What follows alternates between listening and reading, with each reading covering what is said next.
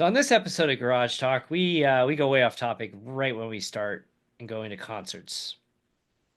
And we look at Formula One. It was chaos and there was stuff leaking in cars. And Josh Berry picks up his first win at Vegas. And then after that, we brainstorm out loud our next racing league that we're working on. And we also do NASCAR's work for them to figure out how they can call their top series the Winston Cup yet again without it being associated with the cigarette company. That and more right now.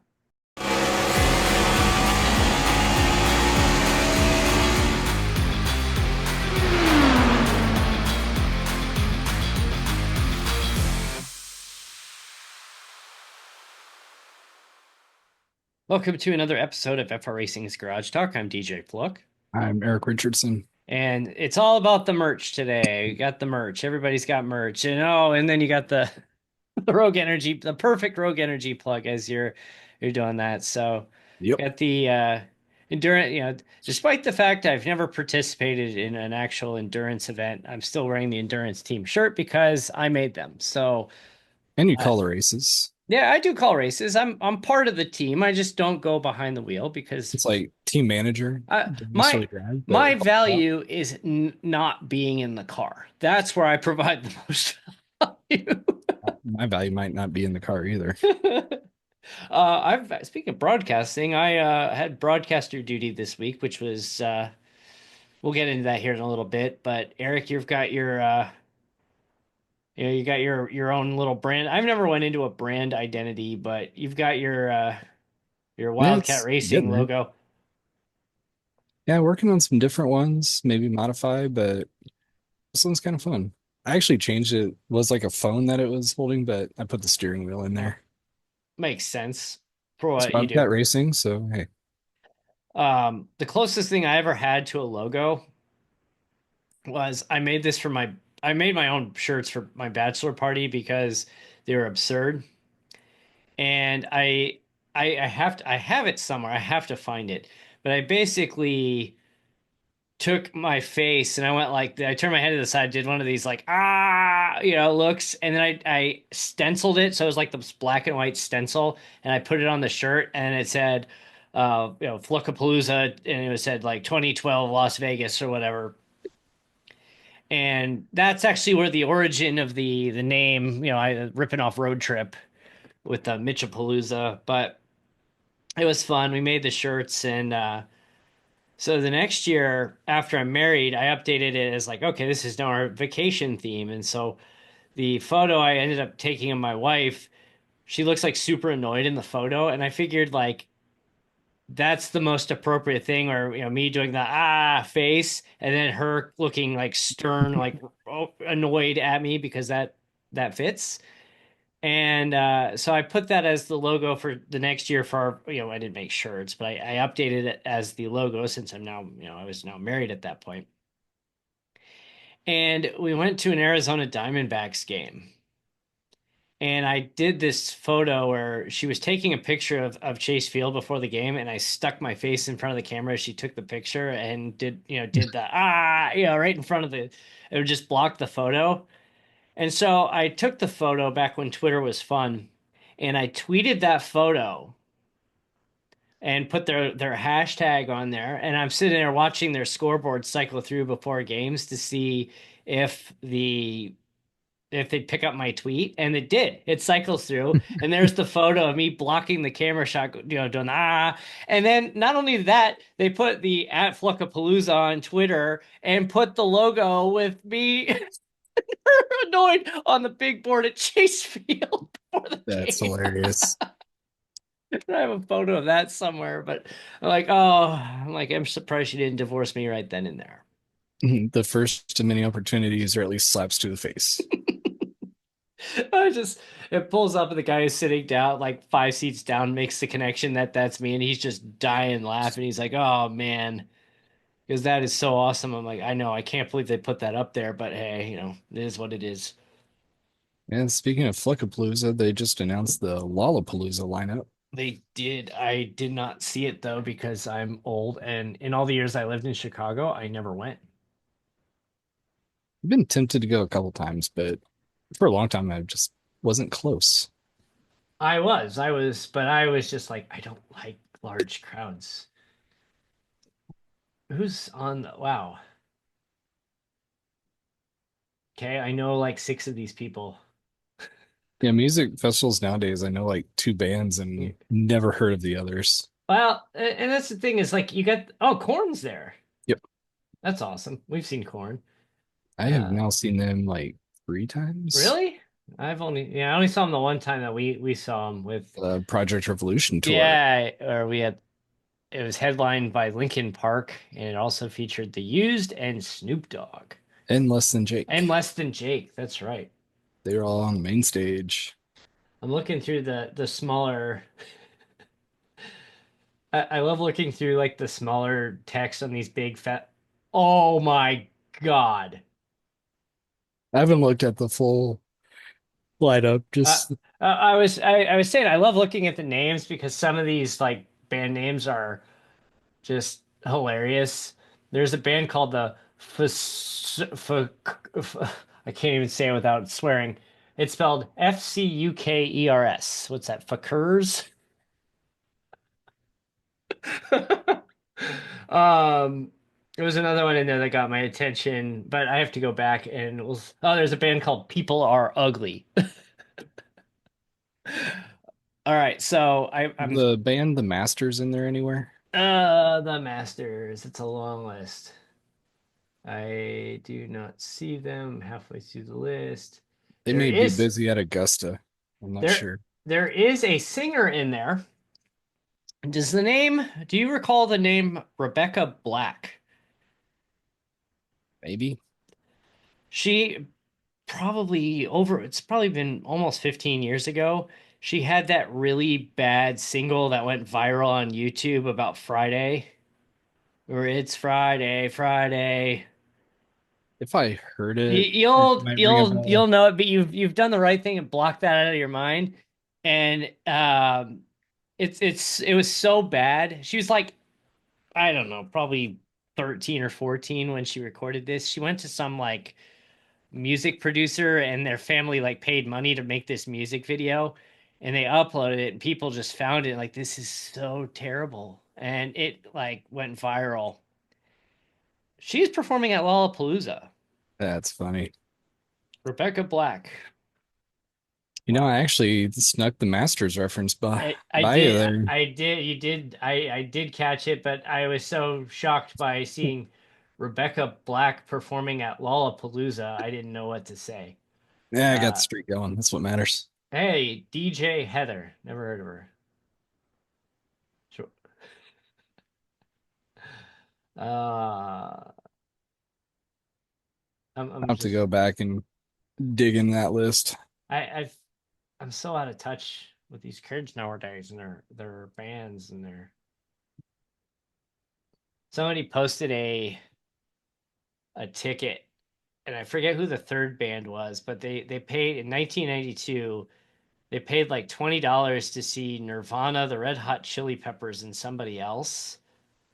Could you imagine that show? The one show that if I could go back and see anybody, I want to see Nirvana. I would have loved to see Nirvana. I'm sure there's so many better bands that you could have seen. They They were did a massively tour. I don't. influential. Oh, yeah, it was Red Hot Chili Peppers with special guests Nirvana and Pearl Jam. Huh. I ashamed that I forgot Pearl Jam, who we've also seen. And listening to Eddie make fun of people that work in accounting. We're in accounting. Yeah, you can find that. If you can Call them find, call them some names. was it the 2003 year? No. Yeah. Uh Was it three? yeah, it was 3. It was June 2003. If you can find that, listen If to Yo Ledbetter.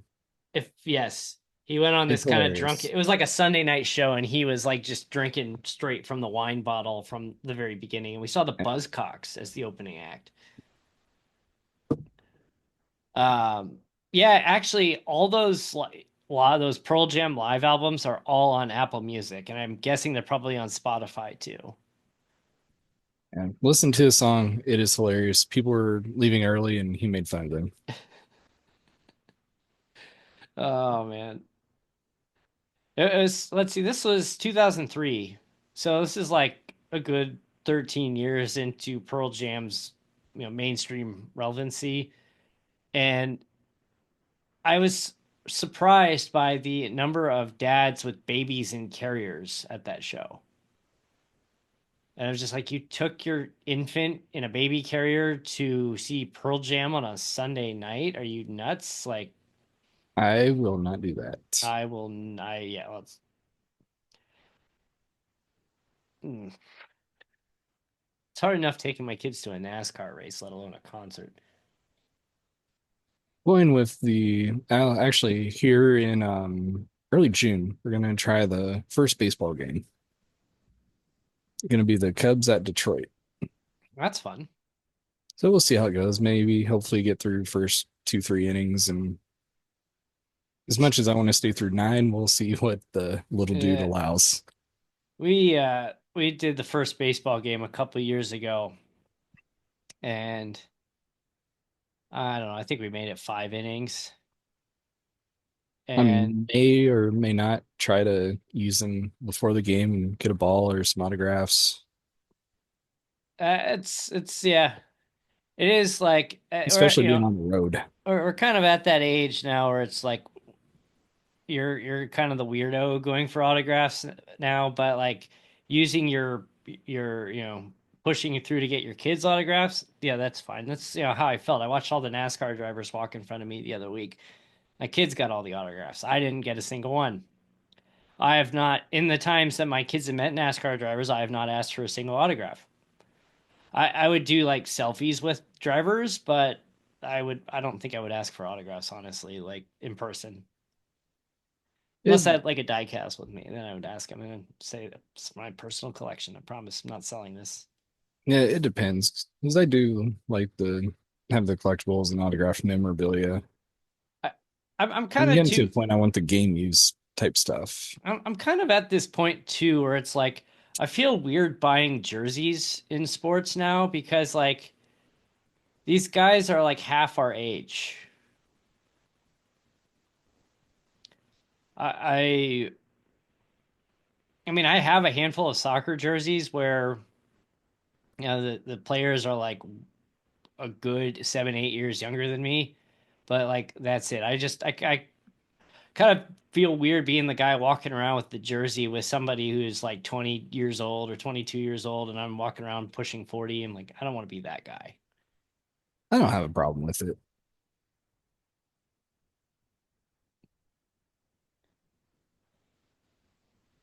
There's only really a handful of jerseys I'd want to get right now, but I still have favorite players on teams.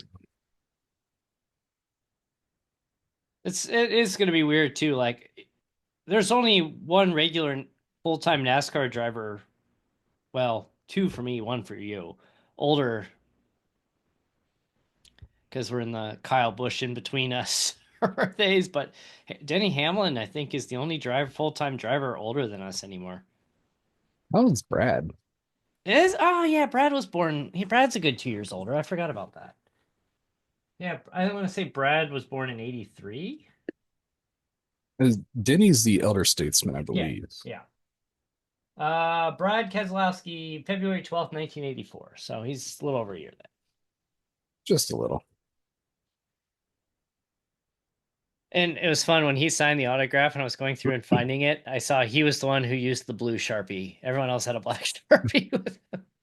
So it's easy to figure that out. I should find remember his brother Brian? Vaguely. He had kind of a career. He did some trucks, he did some Xfinity, but he was not. I mean, it's not even like um, Ryan Truex versus Martin Truex. Yeah, Brian Keselowski, 43 years old, turning 44 this year, I ran remember three. Bob. Yeah, well, yeah, it was her dad. A lot of Uh, trucks. so Brian ran three Cup races between 2011 and 2013. He ran the 2011 Daytona 500. He ran 63 races over 6 years in the Xfinity Series between 2006 and 2011, and he ran one truck race in 2015.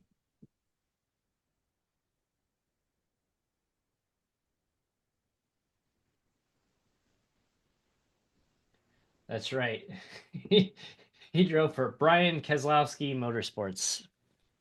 Gives you a hint on how well his Mm. how good his car probably was. Yeah, 40th at Richmond, 39th at the Glen. And then he finished 41st at the 2011 Daytona 500 driving for K Automotive Motorsports and had one, So two, many three, team four, names. five, I six, seven, don't even eight. remember. He had eight did not qualifies between 2010 and 2011. And then in 2013, he failed to qualify for the Daytona 500 driving for Hamilton Means Racing. I remember that one. I've not heard it in a long time though. He was it was also known as Jimmy Means Racing that closed in 2022.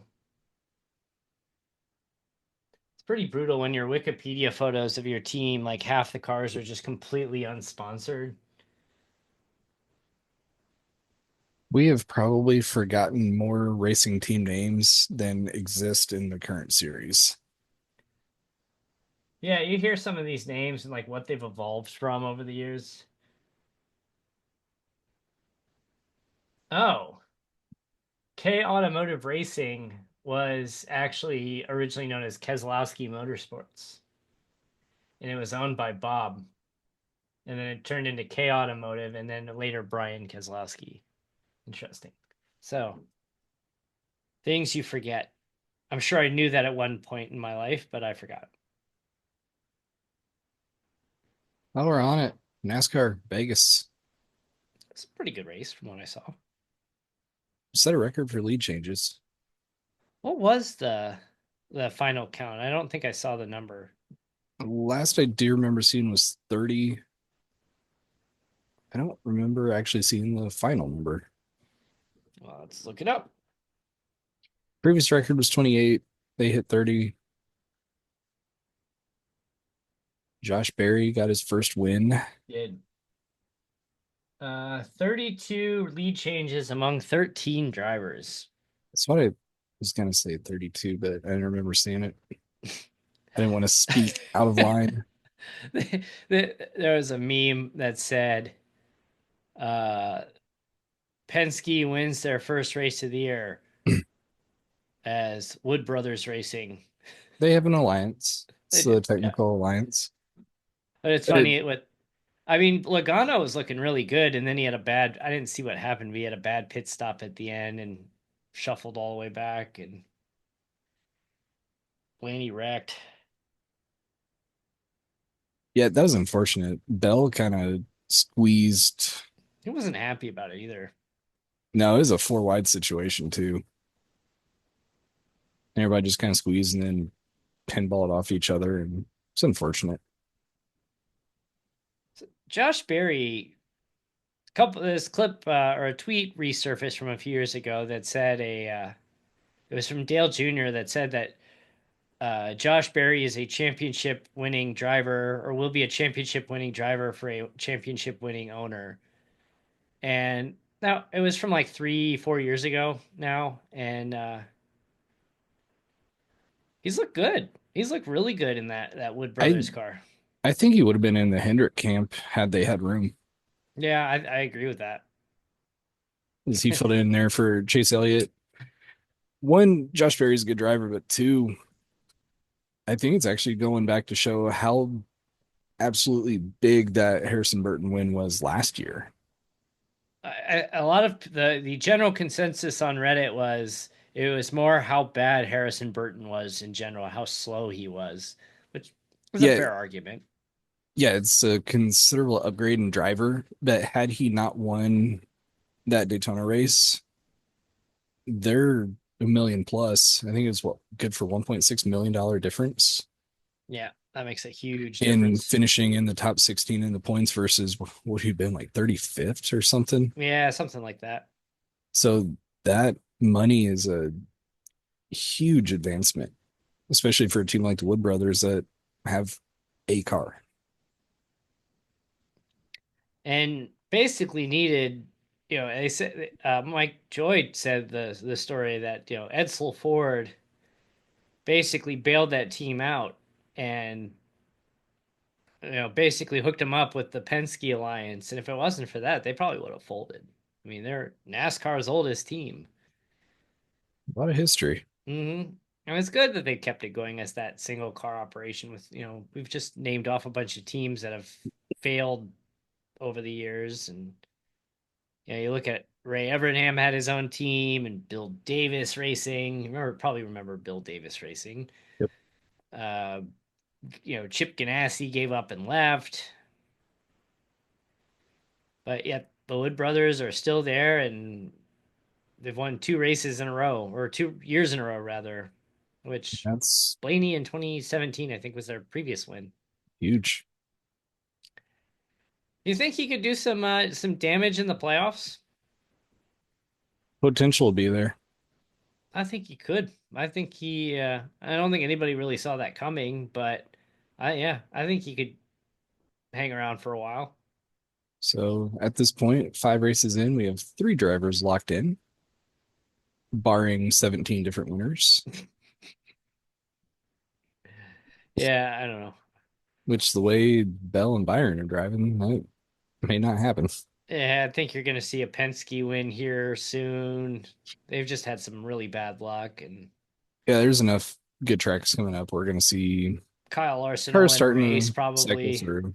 You're going to see Larson win. You're going to see Reddick win. You're going to see one of the Penske cars get into victory lane, Mm. probably 2 or 3 of them. Austin Cindric though has looked pretty darn good this year. For his For all his criticisms, he's been solid. he He's just been has. unfortunate so far. Hmm. Just getting caught up at the wrong place at the wrong time. And He's up front. when they announced that his dad was stepping down as president of the team, it's like, oh, there goes Austin's ride. But I don't know. He's validating himself as He's fully capable yeah. in who you're going to replace him with.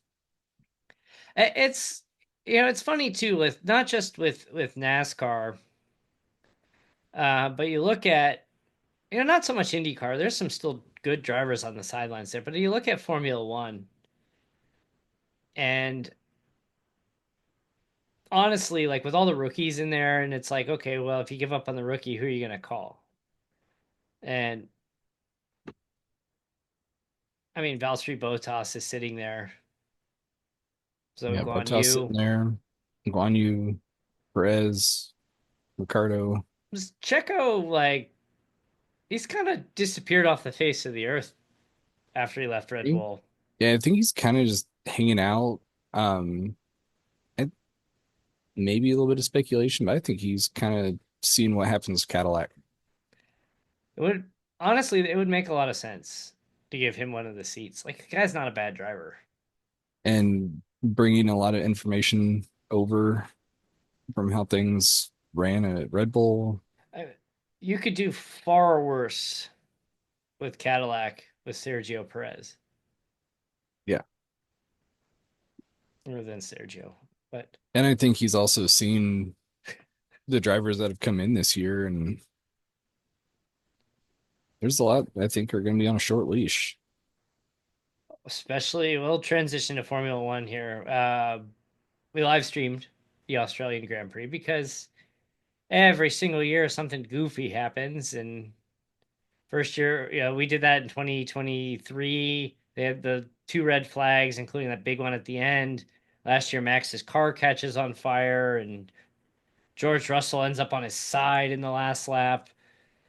And then this year, Red it flag, red rained. flag, red flag. Yeah, it was He pouring was rain at the start. seriously It panicked. was drying up, and then chaos happened. That that first, like, okay, so you have the incident. So you have Isaac. Hate.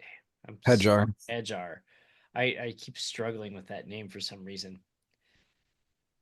Yeah, doesn't make it through the formation lap, and Helmut Marko, that Not with guy, the fans. that guy does not like. He clearly doesn't care what people think of him, and he's made a With number a of name like Helmet, you're not gonna care. yeah, and he's made a number of controversial comments and at times some borderline racist comments with with Sergio Perez in his last few years and taking a lot of heat for it. But he said like Jack Doohan's a C driver and won't make it through the year, and poor Isaac was really upset that he just he made it to Formula One and just botched it before the race even started.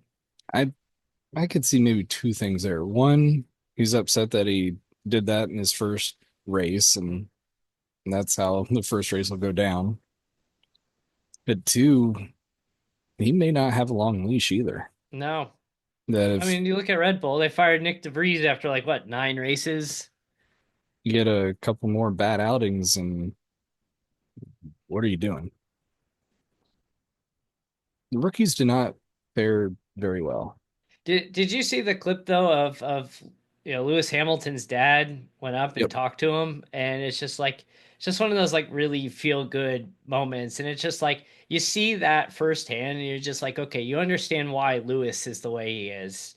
Like when you have a father like that where this guy felt the need, and it wasn't for the cameras, it was because you could tell legitimately felt awful for the guy and was just kind of hung out to dry there walking back. He's really upset and he's like, I had to say something and I had to go talk to him and just, keep your chin up and this sucks, I know. And it's just like, man, that is like ultimate classy gentleman. And it Hmm. just, yeah. So Helmut Marko, everyone's like, this guy's a jackass. And Anthony Hamilton is like, okay, Anthony Hamilton, you are the winner here. Yeah, it was a cool moment to see. It was. It was just watching that exchange. And, he had the helmet on. You could tell he was he's crying He was under upset. there. And it gets to the other weird criticisms where it's just like, if a driver just like breaks something, smashes something, gets super angry, it's like, yeah, it's part of the emotion. A driver starts crying and people are making fun of him for it. It's just like, come on. It's one of those big things that we're still working through as a society. It's Oh, emotion. can't Like, see a guy cry. What's wrong with him? it's just like, get over it. Like, the guy's upset. Only a handful of people ever get a shot to do this, and he bottled it his first time out, knowing that he may not get many chances to do this. And it's like, of course you're going to be upset. I would be upset too if I did something stupid like that. And then you had Doohan, who's maybe on a short leash. Alpine admitted that they did not do things right that got all that started, but he put himself out. Bortoleto put himself out. Carlos Sainz put himself out. Signs went out. Carlos, that was Liam not smooth Lawson operator. um, put himself out also, Mm-hmm. which is like, hey, look, he didn't do any better than Checo. That was Checo territory for sure. I think he's gonna have to prove that he's capable of running up front because he started at the back and did not finish. And on top of that, like this was clearly Christian Horner's call. I don't think Helmut Marko likes Liam Lawson. And the whole PR and like he's not answering any questions, like that's not really helping him. Like the way they're handling him, like with Red Bull's PR people, it just makes him very unlikable. I And wasn't a big fan of Lawson, just kind of on the ego yeah, that yeah, there's definitely before arrogance there. even, I mean, When he he had the handful of races spread throughout a couple seasons, but like, you're talking about how you're going to be at the top in a Red Bull. it also didn't help too last year that a fan favorite like Daniel Ricciardo basically gets kicked to the curb and you're the one replacing him. I mean, granted, Oscar Piastri, the same thing happened.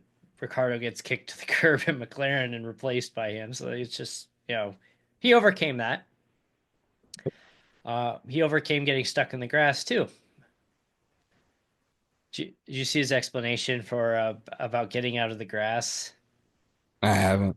He said something to the extent of he had a lot of practice at Jeremy Clarkson's farm backing a tractor up and basically used what he learned doing that to get himself back onto the track. Because you see the clip of him and he's just backing it up, and finally he worked his way out, and you hear the crowd just going nuts.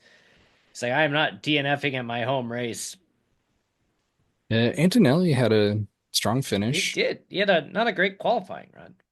He had a couple moments though, but what track? Everybody had at least one Man, moment. did you see that pass he made on Alex Albon to get into P4? That was some courage right there. Yeah. That was straight. And had Uh, position reinstated too. yes, yes, he did, and I don't know if that was straight courage, rookie. I'm here to show it. I'm going to take unnecessary risks, but it's like, wow, you made that work somehow. But um, Yuki was not happy. no, no, he was He had driving a great upset. drive. He was driving mad, and then it didn't work out. But, It's unfortunate he finished out of the points, but that was more the weather. yeah, Because oh he would yeah. have been strong fifth, sixth. All right, so I have to ask. Ferrari. I have to ask you, during the live stream on Saturday night, Sunday morning, you started building a Lego. Yeah, it's going good, but then the rain hit and I had to stop. You got it. There it is.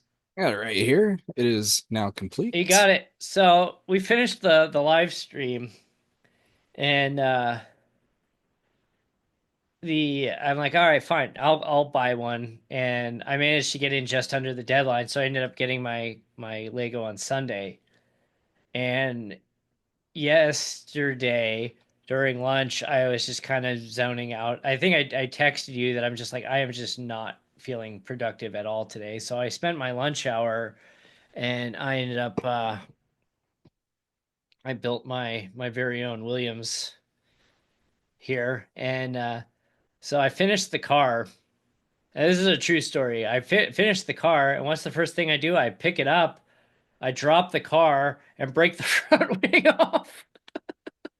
And they're for Lego, they're pretty realistic. I mean, So these are great. all I, in I, I right almost want to in get a one. second one, but I would probably get in trouble. But yeah, these are very nice. I mean, this was only what, like 25, $26 or Hmm. something like that. Yeah, good size for and decent price for Lego that size, I would say. And then I have, I need to post it and be like, one down, 19 to go. I actually have an older, it's kind of dusty here, but I actually have one of the older Mercedes Legos. I have that one too. The one that came with the two pack with the GT car. Yep. Yep, got those both I here. actually have that sitting right in here. I just can't open the door yet. Yeah, I got that. Got picked this up at Target. I'm sitting here building these cars, and my You have kids the are like, slightly older one, right? Didn't you have the Botas or Hamilton "Yeah, yeah, it option? was the Botas Hamilton one, where the Lego is like this hybrid Lewis Hamilton with the it has like the Botas like goatee with the Hamilton beard Lego piece. Where on these new ones, they just make like generic Lego with the Williams helmet on. But yeah, these are really nice. Part of me wants to get the kick, the next one, which Nico Hulkenberg, after one round in 2025, outscored their team in all of 2024. Yes. Uh, I mean, his job is secure. Like, he could have an absolutely awful season, but they purposely signed him for next year Yep. when they become Audi. They wanted the German driving the Audi car next year, so it's like he could trash the car every race. He'd still have a job next year, but good for him. At least they're on the board. We got China coming up this weekend. That is a late start or early start, very early start. Yeah, I will actually be in Indiana, so I'm not sure what I'm gonna do. I'll probably have it recorded. Well, if you're on East, oh, wait, Well, yeah, actually, it's 3 a.m. Sunday, I'm gonna have a long day because Sunday morning I'm heading up to Chicago. I'm gonna be up there for the night, coming back on Monday. Yeah, you have to watch the replay. Yeah, it starts at 3 a.m. Eastern time. So, Yeah, we'll be heading up for the Blackhawks Flyers game. ooh, gonna get in Go a fight watch with two terrible teams. two terrible teams. But hey, if there's a Philly fan there, they might, you might get start a fight with them. With the like 50 fans that'll be there. It's just funny how like the Blackhawks dynasty just collapsed. Hmm. It didn't like they didn't tail off. They collapsed. I mean, they won the Stanley Cup in 2015. 2016 they just I I don't know if they got swept out in 2016, but they had a very uncharacteristic upset. And then it was over.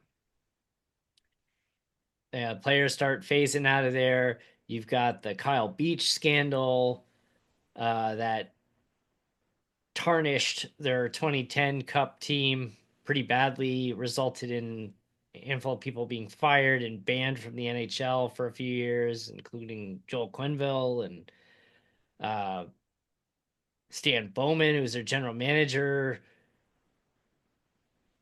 He's back. He's the general manager of the Oilers now. But yeah, I'm not sure. I'm not sure I have seen an uglier end to a dynasty ever in any professional sport. You can almost make an argument for the Patriots right now.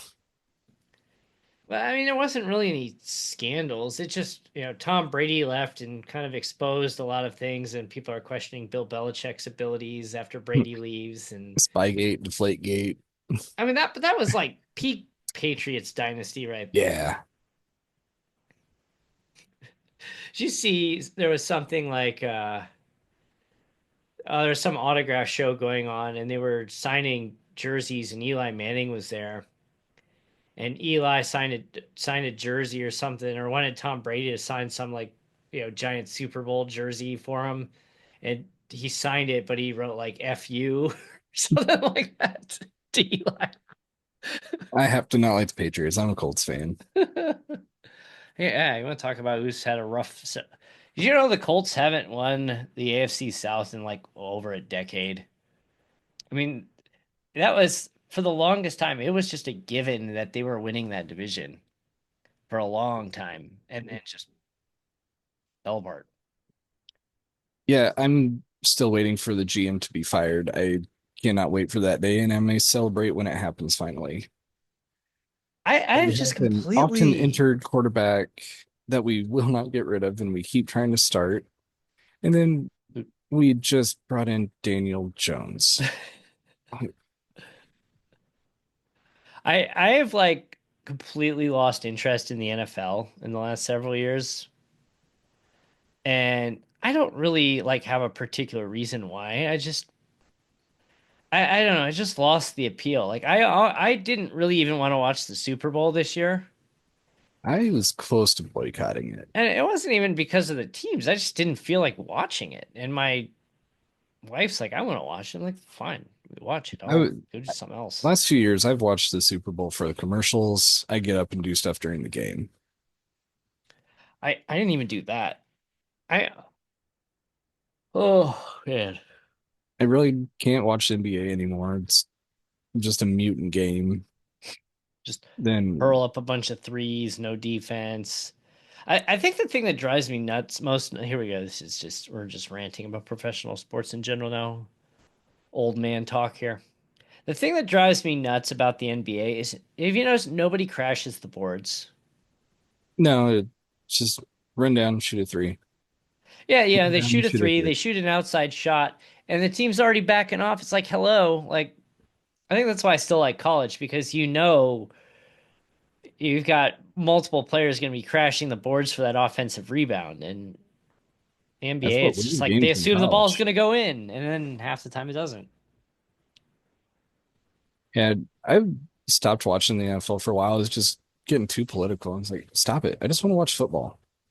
That didn't even really even bother me. It's just the game itself. Just I think too part of what kind of turned me off from the NFL, and I mean I still watch college, so this is kind of hypocritical about what I'm about to say, but I watched a documentary. Um, I interviewed an author my other show years ago, and she made a documentary. Her father played for the Packers during the Vince Lombardi era, and he was a fullback. And she basically like didn't understand why her dad would get all mad all the time, and they said he would be like working in the garage and he'd drop like he'd drop a screw on the ground and just get like really upset and start like hitting things and get really upset that he dropped a screw on the ground. It just didn't make any sense. But you fast forward to now and it's like CTE. And it's just like she went through thinking she had this verbally abusive father and that she like lost the connection with her father, didn't want to speak to him, and then find out it's like, oh, like he had brain damage from his time playing football.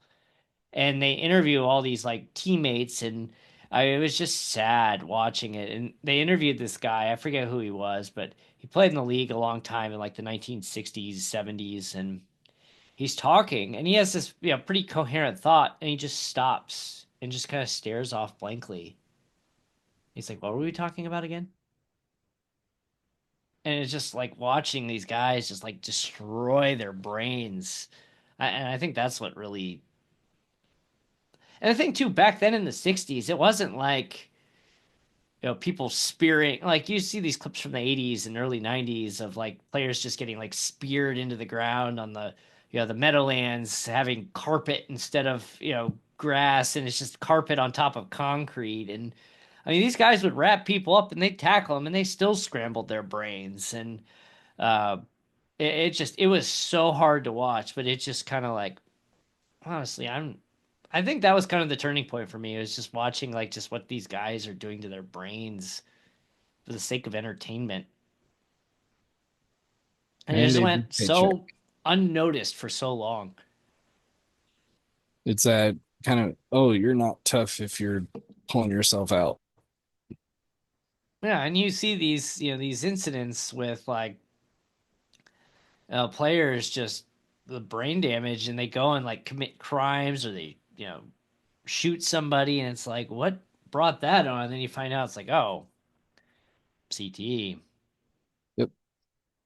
Starting to see a lot with the neck collar. Not entirely sure how that's supposed to help, but helps in the reduction of concussions. Saw a handful of players pulling out the Guardian caps over the helmets. I mean, and the thing is, racing's not much better. I mean, No, look at what happened to Kurt Busch. Look at Dale Jr.'s career. Why Carl Edwards admitted, how Dale is having problems with concussions is why he stepped away when he did, or one of the reasons why he stepped away when he did. man, he's still mad about the season finale when he lost the championship. Yeah, I think so too. But It's one of a few reasons. yeah, I mean, it was a reason. I don't know how much of a reason it was, but it seems like he was just kind of tired of it in general. I mean, it's good for him. He wanted to go home and spend time with his family and be there for his kids. Be there for Good his thing to be wife. there. It's just you're on the road 36 weeks out of the year at the track. Families there sometimes they're not there other times. Then you're doing testing and Other events and promotion. sponsor events, and you win it all, and you're going around and doing this. For that first month you'd have off, you're doing the tour of sponsors and autograph shows and It's a lot more than just showing up and racing 36 times a year. 'Cause you got the Friday, Saturday, Sunday. You got all sorts of stuff going on. they've compressed that. too. Like they're not there at the there's more tracks on the schedule, but they're not there as long as they used to be. And and it's worse on Formula One because it's like you're condensed to the United States in NASCAR and IndyCar. Formula One, you're in Australia this week, you're in China then, and then you're going to Bahrain, and you're going to to the United States, and then you got to go up and you got to do the tour of England, and it's like the tour of England is like the closest any of them get to being at home on a regular basis, and then now they're going into December and doing testing at the end of January into February and doing these stupid F175 kickoff events. It's just like uh, how these some of these guys continue doing it in their 40s blows my mind because I honestly, if I was in their seat, I would probably be in my early 30s. Like, I'm done with this. Like, I can't take this anymore. I think you're seeing that with Verstappen. I think he's gonna. Yeah, I agree. It'll be interesting to see what happens when his kid's born. I he said he was gonna get himself suspended on purpose when his kid's born so he can have paternity leave. I could see it, especially if he's not leading the championship. He's it's just funny how he's like evolved over the years where it just was kind of whining, complaining all the time, and then he turned into the chaos agent. And now everybody's like, I love this. This is He is such a menace, and it's and awesome. somebody posted a they have that red there's that group that or the influencer podcast. I'm not sure what they do, but they do the Red Bull Comedy Club videos every week after a race weekend, and like 75% of it is just like Max being just Max, and it's hilarious. And someone's like, "Do people actually find Max funny?" Was like the first comment on the video, and it was just, "Yes, of course." Like, what are you nuts? I need to start watching his interviews with the official Formula One press conferences, Oh, and it's become must see TV just because of how standoffish he is, and he already had that that contentious relationship with the press, and it's even more so now because he can't talk how he wants to because then he'll get fined or suspended. uh, they asked that question about wet racing, and he's like, "Oh yeah, gotta take that into consideration." And they cut over, and there's Lando and Oscar, and they're just like bent over, like, They're just trying to not die and laughing. you can see their heads like bobbing up and down from laughing, and they're just trying like not to like show their faces, but you can What tell they're was just it? They were asking how he gets along with Lando now, and like can't stand the that guy. was one. Then they were asking if the beef is still there with George. Just the most max answer possible. Even George is like, this is awesome. And the thing too is like, is there still beef between the two of them, or did it kind of I think it's that? done. He was Yeah, like, why are you trying to bring this back up? Like that that's gone. I mean they were pretty upset at each other at the end of last year, but it seems like it just kind of faded in the off season. And season's over. Start fresh. All Is right, there real anything leaking in your seat? what? Anything Oh, leaking in your seat? must be the water. They're catching flack for that Oh, radio did, exchange. speaking of Ferrari, did you see their merchandise that they released with the white splatter? Um, I don't remember. You would remember it if you saw it. It does, yeah. So they have these like hats and like shirts and shorts, and they're like they're the Ferrari red, but it's supposed to be like paint splatter, but on the pants it people have associated with something other than paint, and people are like, who thought that was a good idea? Oh, Ferrari. It's like who approved that? I mean, that's like who approved at New Era those double team hats where they would spell out the city name or the team name and then put the logo in the center, and they spell out profanities or something offensive. I Ferrari getting in their own way. We'll see if it continues. yeah, it seems like some things never change. Lewis gonna be like, why did I come here? It's like, can I have Liam's seat, please? I gave up my seat to a 17-year-old. Though So they're in China. there's a clip of it was an older clip and Toto's like kind of walking through and he has this big grin on his face and it said Toto after last weekend and it's like circling where Ferrari finished down the list and where Mercedes finished and he's just kind of Let's so see how it goes this weekend. so real quick iRacing before we wrap tonight. I don't want to go there. Well, we have We're to. going to. We have to. So we'll start Tuesday night, the Indy League. Derek Booker back to back. He gets back to back, and I get a text message. You broke your phone this week, so you're back up. You got a phone again, apparently. It's an old one. You got your old phone, so you break your phone, and Taka texts the group message like, "I've got like the flu or food poisoning or something. I'm not gonna be able to broadcast." And it's like I don't know, 2 hours before the broadcast, and I'm just kind of like and then like I have somebody sick here, and I'm just like, oh. I wasn't even sure if I was going to race, period, on Tuesday night. And I have no idea what's going on. Yeah, I'm like, I texted back, like, yeah, Eric broke his phone. Probably just message him on Discord. He'll see it eventually. And so I'm like, I'm going back and forth with you. I'm like, what do we do? Like, Jackson, who filled in for the first couple of weeks for Taka, was traveling and out of town. And I'm just like, well, I said, I'm going to go and prep just in case I can pull this off because right now if I have to start right this moment I'm not going to be able to pull this off. So in like a 20-minute period I got iRacing updated because I didn't do the season updates for my broadcast PC, and I got OBS all loaded and ready to go, and I'm like, we got like a half hour to race time, and I'm like, I'm good. I'm like, we're doing this. And we were originally planning like plan B if the announcer bails at the last second is we just take we take the replay, put a ticker at the top, record the replay and just upload it as video the next day. That way we get it up there but I'm like, I'm ready to go. Let's do this. And I got the broadcast going. I had like no time to prep for it. And yeah, it turned out okay, I think. I have to go back and watch it. I haven't done that yet. Yeah. So I'm still sour on that race. I've been so when you're by when you're by yourself, it is very lonely up there because you don't have anybody to play off of.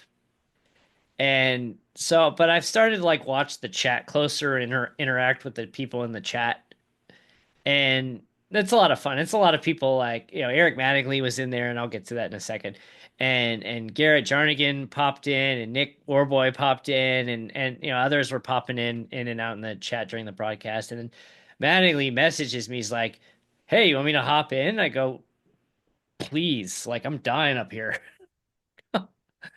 And so with like, I don't know, about 25, 30 laps to go, Eric Mattingly jumped in and him and I did we took tandem and finished the race off. And yeah, it's a lot easier when you have somebody to play off of. It's very, very difficult to do that by yourself. But appreciate Eric Mattingly jumping in and to the race part of it. What you told me what happened, but please tell the audience what happened to you. No, I was fully intending to run a lap or two longer than everybody else, just try to gain fuel mileage so I didn't have to save second half. So I do that, get my lead lap as I was just kind of chilling. I think I stopped maybe like a foot short and like too far back. I hit gas to pull forward a little bit. I don't move. So I'm trying to get myself pulled forward. Nothing's happening. I hit it in reverse to reset it. I can't move. Put it back in first. Try to move. Finally, it lets me move. And I get back out and leaders 3 seconds behind me. Yeah, we were like, what happened? Like, did I we didn't I followed you into the pit, but then I cut back out to the track to see if the crew was going to catch up with you or not. And And then I'm like, oh, he's not even here they come and he's not even out of the pits yet. Like what happened? Uh, man, I had a car. I came back out and it was screaming. And Ian Miller had an issue where he went across the grass, I think on the Yeah, he had backstretch. trouble getting in, getting out.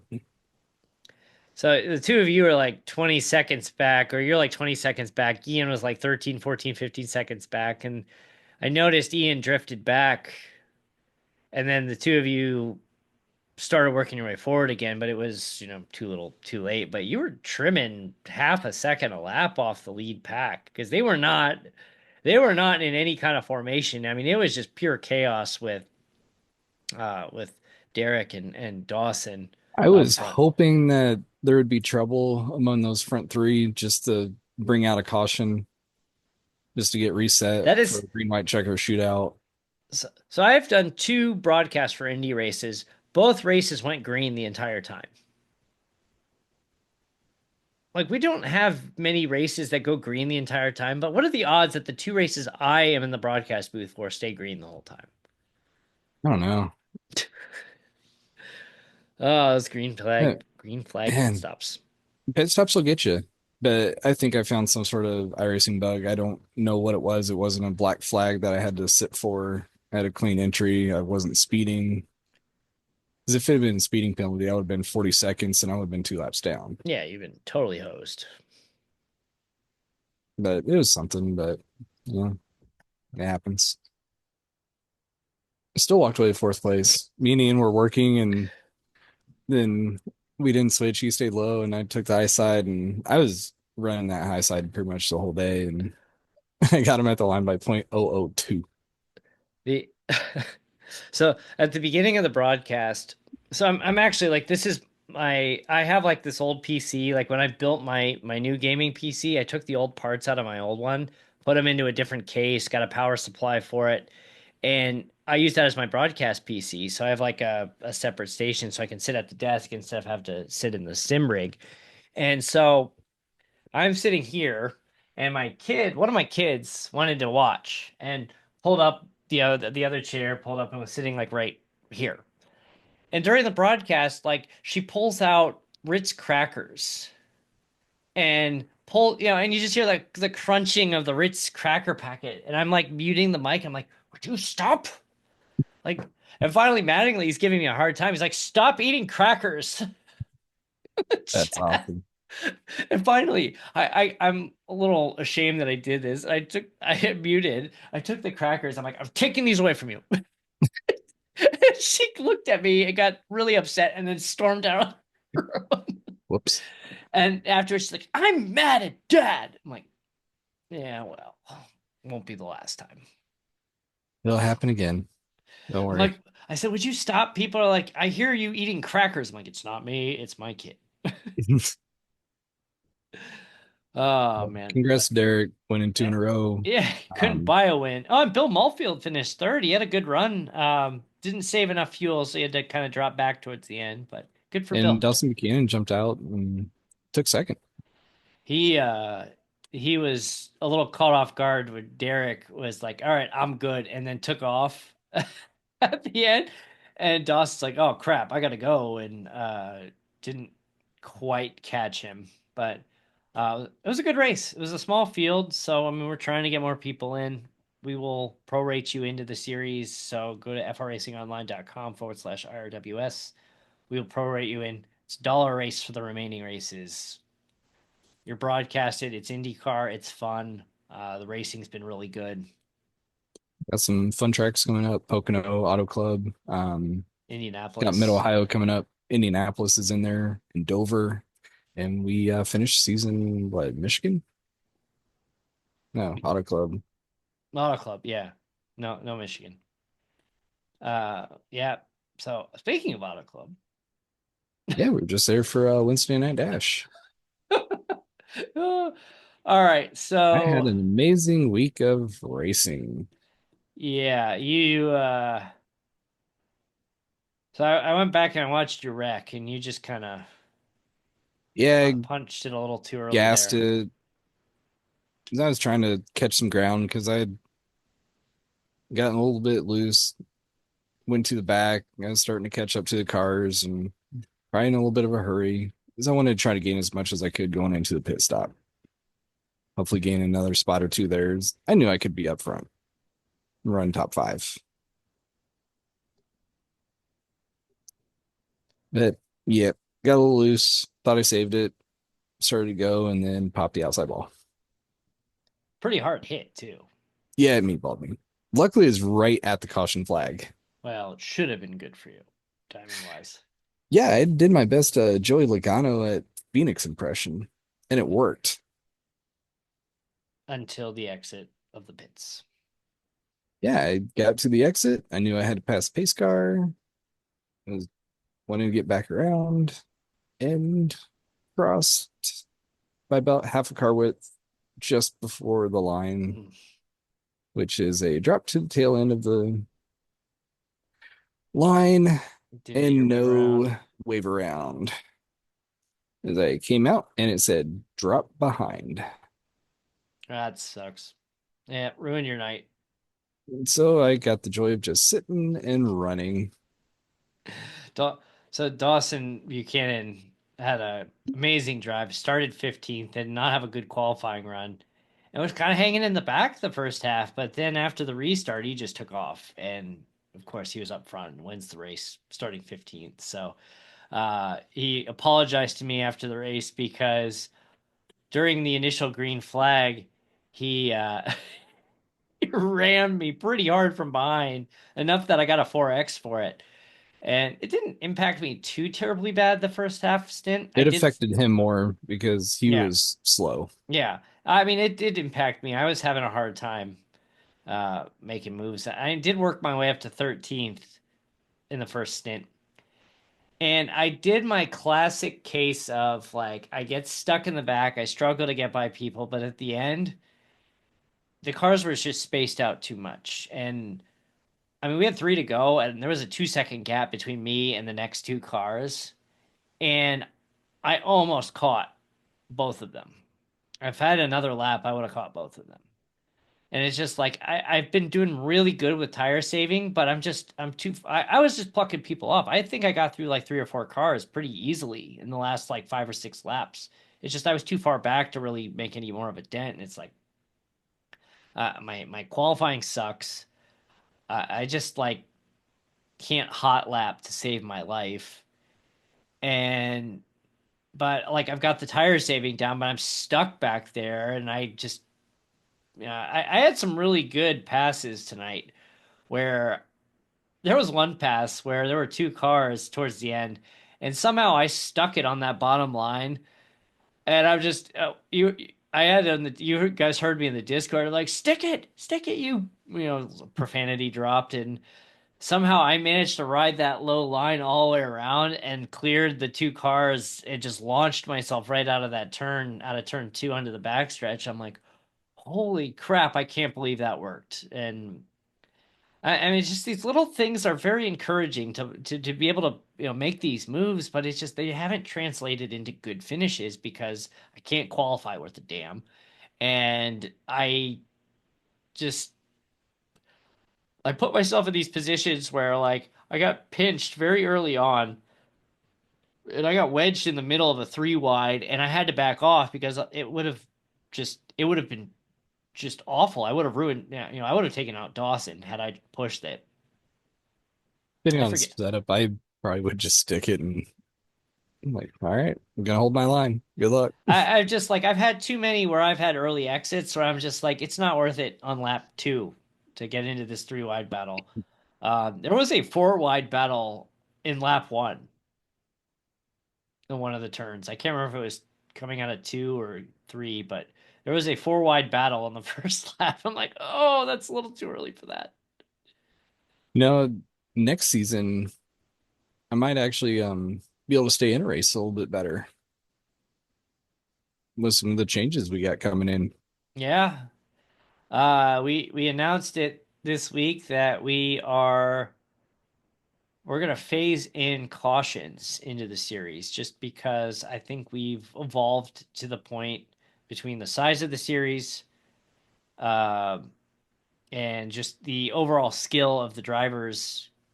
It's just like you look at some of these drivers from 2022 are still racing with us, and I'm just like, I'm doing better than them in 2022 now, and it's not even close. And it's just like, but they've evolved as well. Like everybody's getting better. And we had an incident on Martinsville that took out the top three that probably could have been avoided with a caution. And we were like, okay, well, maybe we should be doing cautions on not just super speedways, but short tracks too. And then it gets to the point, it's like, okay, if we're doing them on super speedways and short tracks, why don't we just all ovals have cautions eventually? And the stage break kind of came in there when we just had 7 or 8 cars and we were just running around and it's like, well, we're not really racing, we're just driving. It was just preventing basically the top two from running away. We had the stage break. You make a mistake, at least have the stage break to reset, and it served its purpose. But I think it's time to take that next step. Let's let's get the cautions in there. So 5 out of the 10 races will have a caution. We are not going to ever add full course yellows to road courses because it just does This not is make going to any take too sense. long. It doesn't make any sense. We experimented with a full course yellow in a like in a test session, and a full course. It was like Road Atlanta. I think we tested that on with Indy cars, and the full course yellow was like 12 minutes. And when you're racing Yes. 45, 50 minutes, a full course yellow for 12 minutes ruins your night. So road courses will be no full course yellow, only locals. And we're going to do 5 races with cautions, the road course race. So 4 races will have a stage break next season.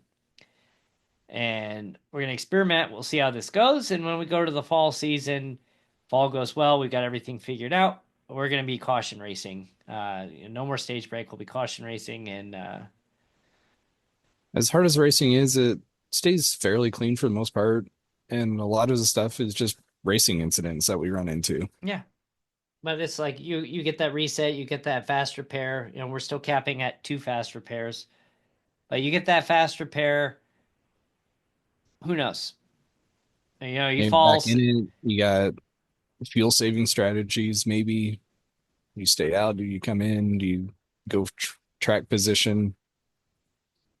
I mean, I've had it before on races where with like 10 to go, there's a wreck. I have to slow to get around it, and then I lose the group in front of me.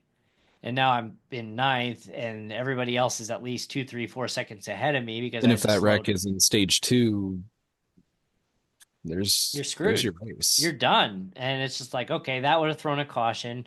I would have been able to catch up with the field. I'm not hosed anymore. So That'll be fun to it see if 12 laps to go, caution comes out, places 7 on back, go in for tires, front 6 stay out. It's gonna create some fun stuff. and that's the goal. It's just, before it's like we felt that we didn't there were too many incidents and we didn't feel like we had enough time to pull cautions off. And with the last several super speedway races with cautions enabled, we still had a couple of cautions. We had an entertaining race, and it created some very different dynamics in the end. I mean, granted, super speedways are you can flip a coin on who's going to win that race. You just have to be at the right place at the right time and not be at the wrong place at the wrong time, and you'll win the race. I'm looking forward to it. I think it's gonna be a lot of fun. Got a good sized field. We're So, gonna see cautions. yeah. So, what do we got? We've We're gonna have got some racing. So we're gonna kick off the year at Darlington. Darlington's kind of a messy track to begin with, so we're like, okay, that's got to be a It can be caution. tough. That's gonna be a caution race, and then we've got Talladega for a super speedway race. That was a given. We've been doing those for a couple seasons now. Um, Lucas Oil, Lucas Oil IRP is our short track. Bristol, another short track. Uh, completely different than IRP. yeah, yeah. Fast short track versus slow short track. That'll be a lot of fun. I think throwing Bristol in there with because with these long runs on Bristol and 50, 60 laps post stage break, and you're 2, 3 laps down with all the chaos going on, and all of a sudden maybe not. And then uh what Michigan Maybe closing out the year at Michigan, so a bigger track. So It was like Charlotte, Dover, Lime Rock Park is our road course, and there's like one other one that I'm drawing a blank on. Oh, Rockingham. Rockingham will be in a stage break race. Yeah, it's gonna be a lot of fun. And And we will be in the trucks. and right now, our truck series, this is the first time that I've said this that the series is full. I mean, we are taking people on a wait list basis only, and we already have one person on a wait list. I have one seat reserved that I promised back for somebody who had to take the season off because of their work schedule, and I said if you come back for trucks, you're back in. But we currently have one person on a wait list, so it's like if a couple people drop out, yeah, we'll fill out the field. And Uh, if you're on wanting to get in, join the Indie League. yeah, 'Cause you'll get kind of a heads up if spots are gonna open up versus just having to hang out and wait. Plus, you get all the GT racing on once a month.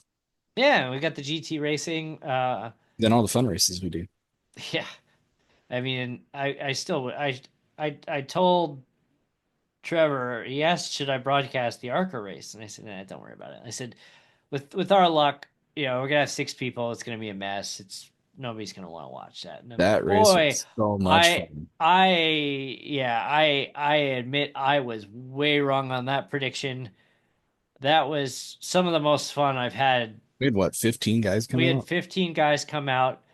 Had some really Chris Fuge's brother Connor joined us. And we ran cautions on it, kind of as that We test run. did. We did. We ran cautions on there. We did 50 laps, and it was a good race. Shook some things up. It was a lot of fun. And then we finished the race, and we got the petition to bring ARCA back to Wednesday Night Dash in the fall instead of Xfinity. I'm like, yeah, I think we're gonna have to do that. Which Did 3 days before, I'm like, we are not bringing the ARCA car back into Wednesday Night Dash. that was before we knew how it drove. Yeah, before we realized how much fun it was at Charlotte.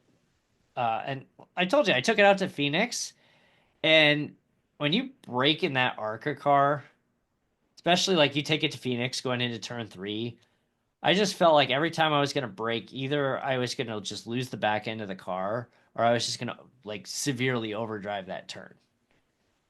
And you don't like you have control. I mean, it's very like some people that complained about it said it's just basically a copy of the Gen 6, which like okay, fine, yeah. But yeah, I think we're gonna go back. Yeah, it's a good solid car. For our I want to drive developmental it a little league, bit more, but we were talking about a developmental league, and we need to get to work on that actually to firm up the details. I mean, we I don't think we're basically too far off on it. no, I mean we have the concept. We basically I think we have an announcer for that. We don't know the day, we don't know the time, and we don't have a schedule, and that's really about it. Yeah, I think we're still kind of looking just like a 5 race schedule, maybe 8 tops, but something a little bit shorter. Just get you in, get you moving. I was thinking an 8 race schedule, and we space it out. Like we start it in the summer and we space it out through the fall. We got some things to work on that, but more or less being able to get out, work on your racecraft, kind of use it as a promotion series to get into Wednesday Night Dash. That way you can work on your racecraft, your car handling, peripheral awareness. And the thing with scheduling too is like we gotta be very careful when we schedule this because if we're not careful, we could have a 4 race week. And I don't know how well that would go over in your household. It would not go over well in my household. Even though I'm broadcasting the Friday race, not driving in it, that would not go over well. I could maybe sell it a little bit more if I'm getting paid to do it. I'm bringing money in. But yeah, it's just I'm looking at it from, we put like 8 races. We space it out over a much longer period than we normally do for like our Wednesday night dash schedule and try to space it in like off weeks or weeks where there's not an indie race. And that way it's like, okay, we do the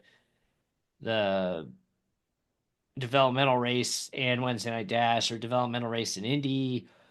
Yeah, not all three. I just from a day standpoint, we I don't think have a enough off weeks to do it like the Wednesday night dash off weeks. Like I don't think that's gonna work. So it's like we have to go to a different day, and we can't do Tuesdays. I think Monday or Thursday is probably what it's gonna have to be. Yeah, part of me wants to say Monday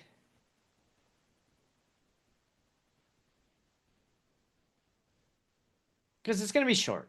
Like we're basically saying 30 minutes of racing tops. Like we want to kind of keep it in line with like the official ARCA series. Those are what 20-minute races typically.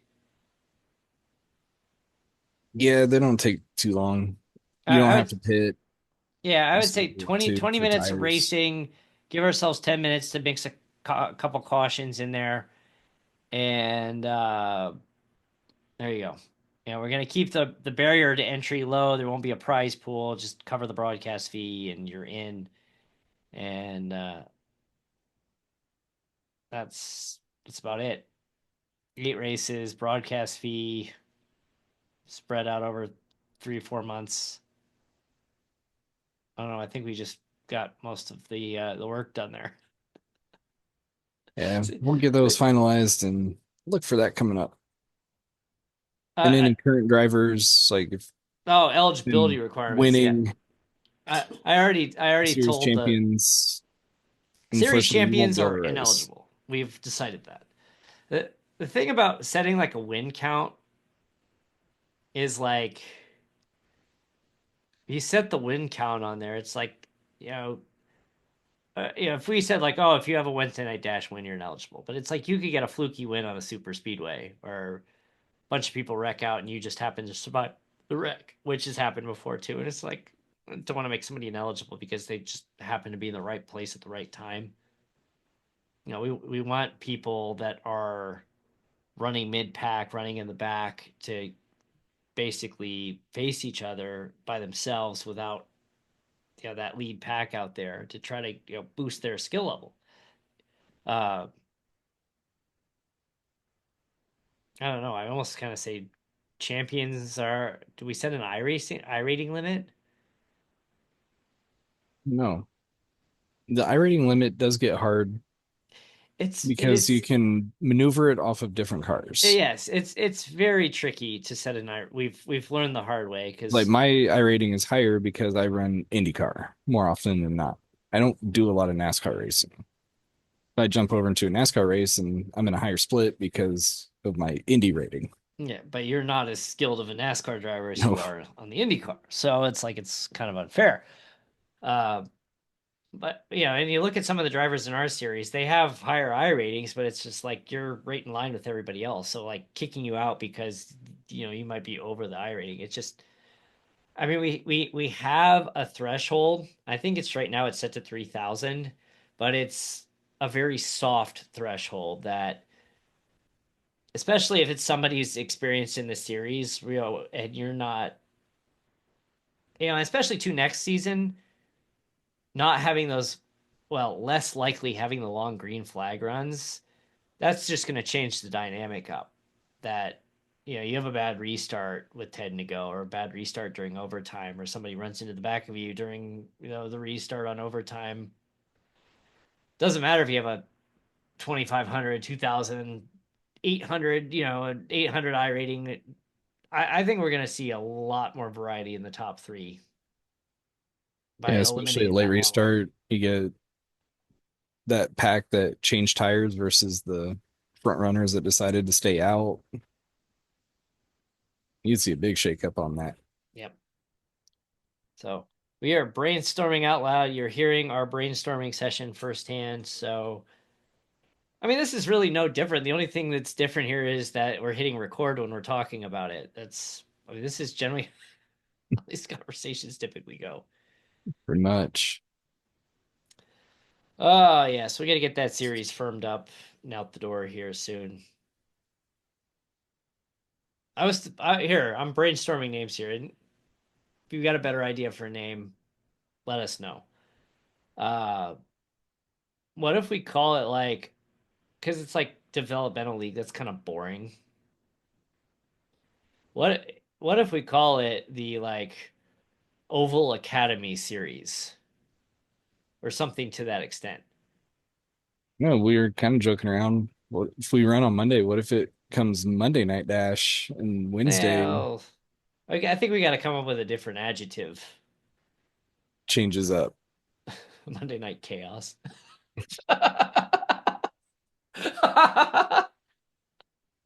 Oh, then you got to check the acronym to make sure it doesn't spell out anything offensive. Yeah, There, we'll get something figured out for it. there Wednesday's was Wednesday WND. one of my favorite like social media posts I've seen over the last few years is that there was a band on social media that said when you come up with your band name or your name of your organization, check what the initials of your group spell first because that's going to dictate what kind of merchandise you can spell. The band that said this was Jimmy Eat World.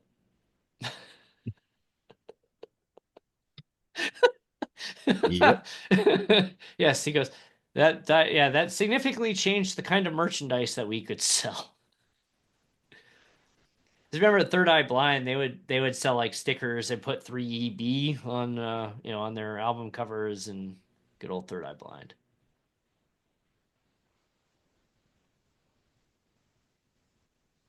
Yeah. Maybe do something, a little bit of stadium scene branding or something. Because we could almost do Garage Talk sponsoring the GT League, the GT League. The GT League. Oh man, Monday Night Chaos. We want to bring people and not drive them away. Well, I Maybe mean, that would bring people. Arca in itself is chaos. I mean, there's a reason why Arca breaks is a thing. Now remember, that'll be the Xfinity car. Oh, you're right. Well, or whatever that ends up being called after this season. What is the formal name? Isn't it the National Series or something like that? Yeah.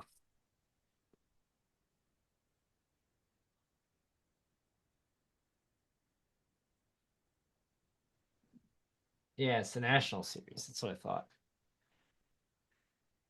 Oh, yeah. It's the thing you get attached to branding, and then all of a sudden the brand leaves, and it's like people are gonna call it the Xfinity Series for years, but then there's people like me that occasionally still call it the Busch Series. It's the Bush Series.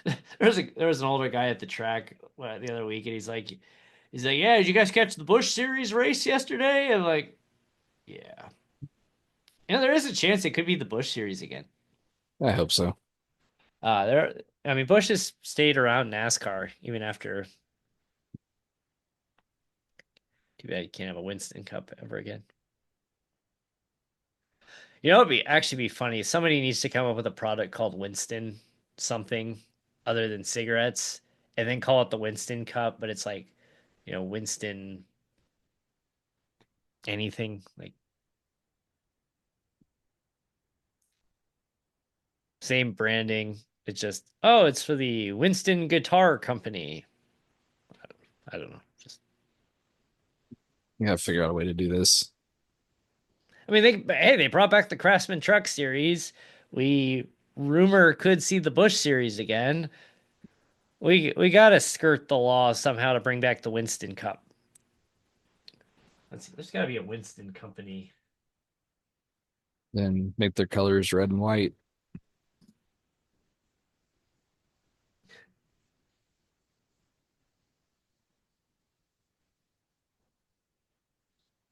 Winston Retail, Winston Fly Rods. Oh, that would work.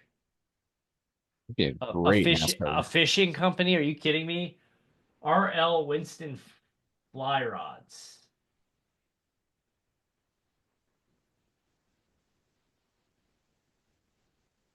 Winston Rods. You have the Winston Cup sponsored by a fly fishing company. Be amazing. Like like, I mean, they're probably a smaller company. They probably don't have the money to sponsor a major NASCAR series. If I was NASCAR, I'd be like, hey, RL Winston Rod Company, we'll charge you $1 a year so we can call it the Winston Cup again. Nah, they want the money. Of course well, I mean, it's NASCAR. Of course they want the money. But if I was NASCAR, I would go to this fly fishing company and say $1 a year so we can call it the Winston Cup again. Get the monopoly overturned and create a new NASCAR league. Let them sponsor it, and we got the Winston Cup. They also sell polarized sunglasses. Winston polarized sunglasses. Everybody's going to Bass Pro Shops. We need a fishing rod sponsor. Yeah, Bass Pro Shop. I wonder if they sell at Bass Pro Shops. Let's And when see. we were going to wrap 20 minutes ago, now we've We did. devolved extremely Now, far. yes, now we're doing NASCAR's work trying to figure out how to call it the Winston Cup again without having the cigarette company associated with it because they can't. Oh well. Yeah, we should probably Sounds wrap about it. right for Garage Talk. Yeah, yep. And Rebecca Black will be at Lollapalooza. Crazy world we live in. Covered everything. Yeah, you need to go watch the music video after we're done. And Yeah, I'll have to look it up.